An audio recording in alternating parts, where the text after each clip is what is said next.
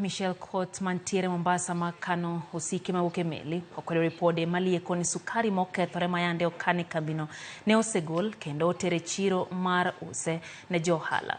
James Ariema en achiel kuom jotatije kambino ramoni ogunde mag sukari maromo 825 mayande pi odonje mokethi e meli pod nitiere stoo mag kambino kendo onge mosewuok oko. Olalo ni nyaka sani pod girito duoko mabiro wuok kuom apisas mag KRA kaachiel kod jolony manokawo sukari no kendo dhi pime kabende ober kod ngima dhano.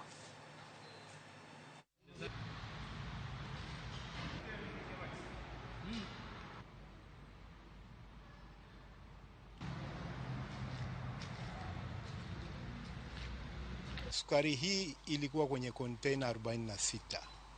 Meli ilipokuja hapa Mombasa ilipata shida kidogo na meli hiyo yenyewe iliwahi kuingiza maji.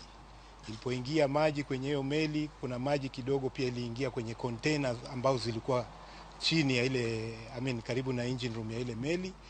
Na katika consignment hii ya container 46 kulingana na hesabu yetu na baada ya kufanya hiyo verification, kuna container 13 ambazo zilikuwa zimeingia maji.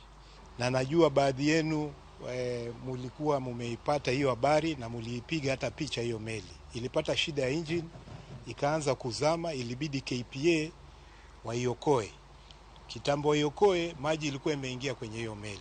Unajua ilikuwa inaonekana kama mali ilitoka kule ilikotoka ikiwa mbaya. Na hiyo ndio ambayo tulikuwa tunataka kuhakikishia kwamba hiyo mali ilipotoka kule ilikotoka ilikuwa tayari imeshathibitishwa kwamba ni mali safi.